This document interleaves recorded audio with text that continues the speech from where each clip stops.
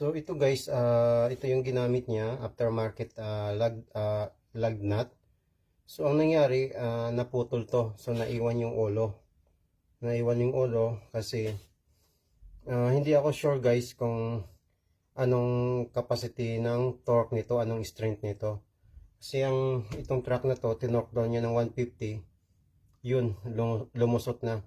So that's meant hindi talaga to acceptable sa torque requirements ng truck na to.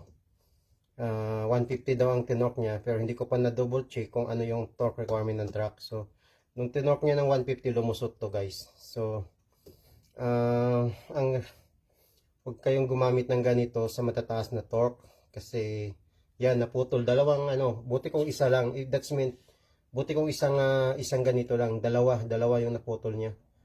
So ang ginagawa ko,